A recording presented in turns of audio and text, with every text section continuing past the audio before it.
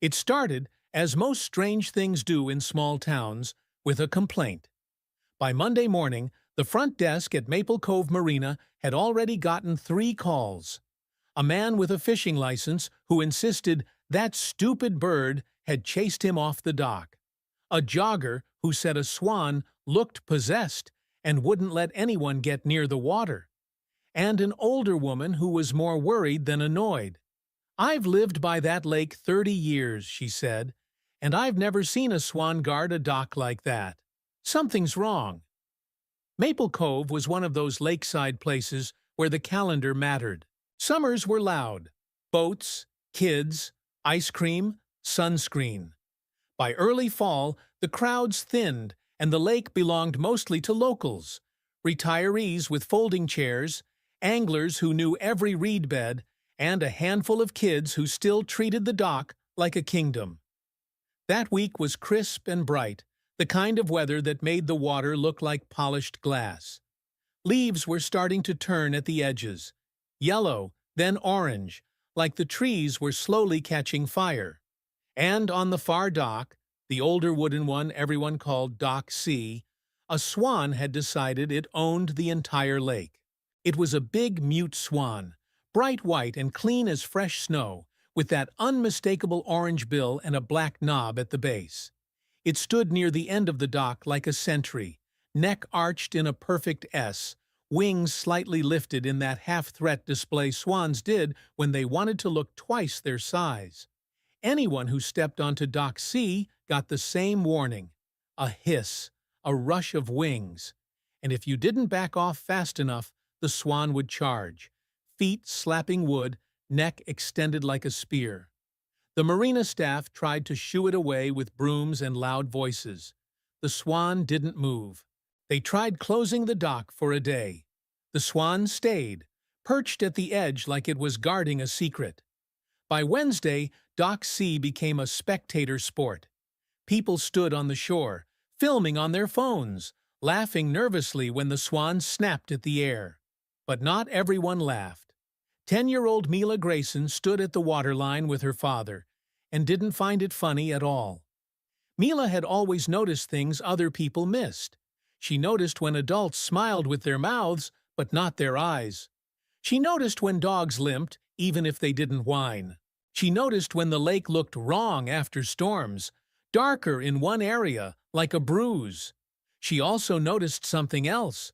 The swan wasn't acting angry. It was acting scared. Mila watched the bird's pattern carefully while her father, Evan, chatted with another parent. The swan didn't chase people away from the entire shoreline. It only guarded the last 10 feet of Dock C, the very end where the water was deepest and the old pilings were thick with algae. And every few minutes, even while hissing and charging, the swan would pause and look down between the planks, down into the water, like it was checking something. Mila tugged her father's sleeve. "Dad?" Evan looked down. "What's up, kiddo?" "Why is it only guarding that part?" she asked. Evan shrugged. "Because it's mean?" Mila didn't buy that.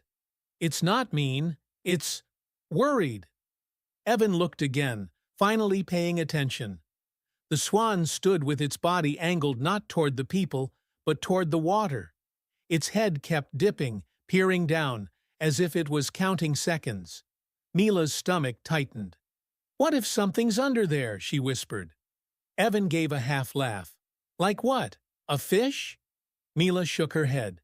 "No, like stuck." That afternoon, Mila returned to the marina with a plan. Not a dramatic plan, just a kid plan. She brought her small pink snorkel mask, the one she used at the public beach in summer, and her father's old flashlight that he kept in a drawer. Evan raised his eyebrows when he saw her gear. "Absolutely not. You're not going in that lake." "I'm not going in," Mila said quickly. "I just want to look." Evan sighed the sigh of a parent who knew his kid was too smart for simple no's. "We can look from the shore," he said. "That's it." They approached Dock C cautiously. The swan saw them immediately and puffed up, wings lifting. "Hiss!" Evan held his hands out. Easy, easy, bird. We're not coming onto your dock. Mila stayed behind her father, but she kept her eyes on the swan. Not its beak, not its wings, its eyes. They were dark, glossy, and frantic. And when it hissed, it wasn't random. It was aimed at anyone who got close to the end of the dock. Mila took a slow step sideways along the shore, trying to get an angle. The swan tracked her with its head, but it didn't charge the shoreline. It stayed on the dock, planted, guarding. Mila crouched near the water's edge where the dock pilings disappeared into green-black depths. "Dad," she said quietly, "can you shine the flashlight down there?" Evan hesitated, then clicked the light on and aimed it between the dock planks. The beam sliced into the water. At first, it revealed nothing but wavering algae and floating leaves. Then the light caught something that didn't move like a leaf. A pale shape. Mila squinted. "What is that?" Evan leaned closer, angling the light. The pale shape shifted, just barely, like something alive trying to pull away. Evan's face changed instantly. "Mila," he said sharply, "step back." Mila's heart pounded. "What is it?" Evan's voice went low. "There's a bird under there." He moved the light again, and now Mila saw it clearly. A smaller swan, or maybe a young one, wedged between an old rope and a piece of fishing line tangled around the dock piling. Its body was trapped underwater at an angle, neck twisted awkwardly, wings pinned. It kicked weakly, trying to free itself, but each movement tightened the mess of line. Mila felt her stomach drop. "It's drowning." Evan swore under his breath. He pulled his phone out instantly. "I'm calling the marina." The swan above them hissed again, louder, and stamped its feet. Mila realized why. It hadn't been guarding the dock because it was aggressive. It had been guarding it because its baby, its mate, someone, was trapped below. And people getting close might scare it away, or make the trapped bird panic and tangle tighter. Mila's eyes stung. "It's trying to protect it." Evan's voice was tight into the phone. "You need someone here now. There's a swan tangled under Dock C fishing line. Rope. It's stuck underwater." Within minutes, marina staff arrived. 2 workers in rubber boots and harbor master Denise Cole, a woman with sun-weathered skin and the no-nonsense tone of someone who'd managed everything from boat fires to lost kids. Denise took one look at the swan on the dock and grimaced. "That bird's going to nail someone." Evan stepped forward quickly. "Don't chase it, please. It's guarding something. There's another swan trapped under the dock." Denise's expression changed. She crouched, looked down through the planks, and swore softly. "Oh, hell!" The swan above hissed and lunged toward Denise's hands. Denise backed up. "Okay, Mama, okay. I see you." Mila blinked. Denise had called it Mama without thinking, like she understood instantly. Denise turned to her staff. "We need waders, cutters, and a net, and call the Wildlife Rehab Center. Now." One worker ran. The other grabbed a long pole with a hook at the end, then hesitated when the swan charged again. Mila watched the adult swan's behavior and noticed something terrifying. Every time the trapped bird below struggled, the adult swan's panic spiked. It paced, wings lifted, neck low, hissing harder. It wasn't just guarding, it was watching its family run out of time. Mila's voice came out small. "How long can it stay like that?"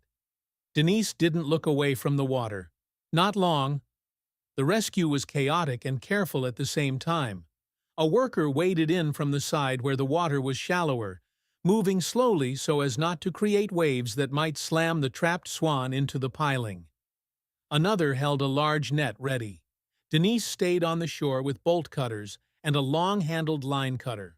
The adult swan charged the moment the worker stepped into the water. "Hey, sss!" It flew forward, wings beating, splashing, trying to drive him away. Denise spoke loudly but calm. "Hey, we're helping! We're helping!" The worker flinched when the swan snapped near his arm. Evan moved instinctively to protect Mila, pulling her farther back, but Mila refused to look away, because she saw something that made her chest hurt. The swan wasn't trying to be cruel, it was terrified. Denise tried a different approach. She grabbed a towel, held it up like a visual barrier, and slowly walked onto the dock, not toward the swan, but to the side, keeping her movements deliberate. The swan hissed, but it paused, uncertain. Denise stayed low. "Listen," she murmured, like she was bargaining with a force of nature. "If you keep attacking, we can't get to it. We're trying to save it." The swan's eyes flicked down between the boards again. Then a faint movement below. Another weak kick. The swan's body tensed. Denise seized the moment. She tossed the towel gently over the swan's head and wings, not to hurt it, but to calm it, to block its vision the way you cover a panicked bird so it stops thrashing. The swan fought for half a second, wings beating under the towel, then froze. Denise held it firmly but carefully, keeping it from hurting itself or anyone. "Now!" she called.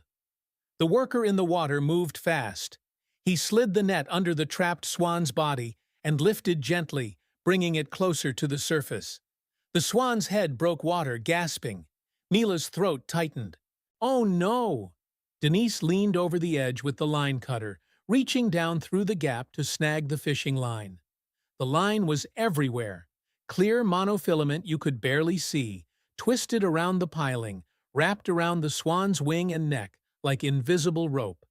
Denise's jaw clenched. Whoever did this, she cut one strand, another. The swan below thrashed weakly. "Hold it steady," Denise snapped. The worker tightened his grip on the net, keeping the bird from slipping back under.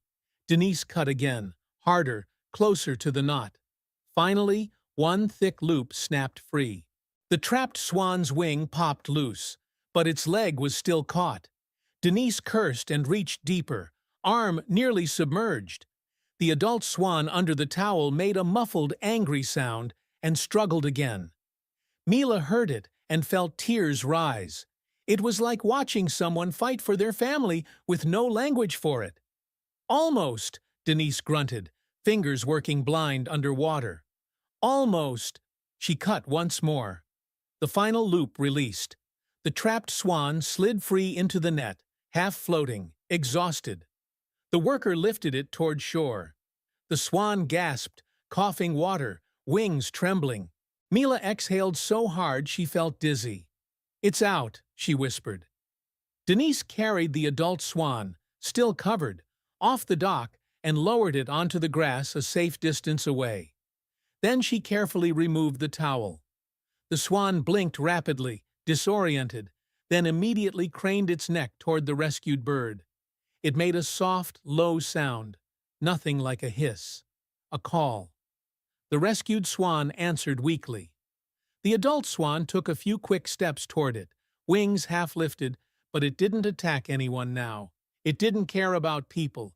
It cared about the other swan. Mila watched, breath held, as the adult swan pressed its beak gently along the rescued swan's neck, almost like it was checking it, counting it, confirming it was real. Then it stood over it like a shield, body angled protectively. Denise knelt nearby, eyes narrowed. "We need wildlife rehab," she said. "It inhaled water. It's stressed. It might have cuts from the line." Evan crouched beside Mila. His voice was quiet now. "You were right." Mila swallowed. "It was protecting it." Evan nodded slowly. "Yeah, it was." When the wildlife rehab van arrived, the volunteers moved quickly. Towels, carriers, calm voices. They assessed the rescued swan, gave it oxygen support, and checked for deeper injuries.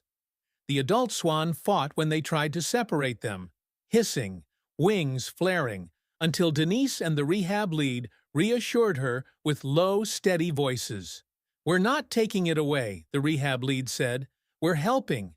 We'll bring them both." The adult swan finally allowed it, reluctant, tense, only when the carriers were placed close enough that the two birds could see each other. Mila watched the van drive away, feeling strangely hollow. The dock was suddenly just a dock again. Planks and nails and quiet water. But it didn't feel ordinary anymore. 2 days later, Denise called Evan. "Tell your daughter she saved a swan," Denise said. Evan put the phone on speaker. Mila's eyes widened. "Hi?" Mila said softly. Denise's voice was warm, the kind of warmth that sounded like respect. "The rescued swan is going to be okay. It had some abrasions and mild water inhalation, but it's recovering. And the adult? Turns out it's the mother. Juvenile got tangled in fishing line and an old rope." Mila's throat tightened. "Will they go back to the lake?" Denise chuckled softly. "When rehab clears them, yes. And we're putting signs up about fishing line disposal. Plus, a cleanup crew is checking the pilings." Mila nodded, even though Denise couldn't see. "Okay." After the call, Mila walked down to the marina with her dad. Dock C was open again. The water was calm. A few people stood near the shore, talking about that swan incident, like it was a story to tell over dinner. Mila didn't laugh with them. She looked at the end of Dock C, where the swan had stood like a guardian. And she realized something she hadn't fully understood before. Adults often assume animals act out of anger, or instinct, or being mean. But sometimes they act out of love. Sometimes they stand their ground not to hurt you, but because leaving would be worse. And sometimes the only reason anyone sees the truth is because a child bothers to look down, past the obvious behavior, to what's tangled and hidden underneath. A week later, Mila saw the swans again. 2 white shapes glided near the reeds at sunrise, one larger, one smaller. The larger swan kept close, body angled protectively, head turning every few seconds to check the other. Mila stood on the shore, quiet, and lifted one hand in a small wave like the world was full of relationships you weren't supposed to interrupt. The swans didn't come to her. They didn't need to. They were together. And the lake, finally, looked right again.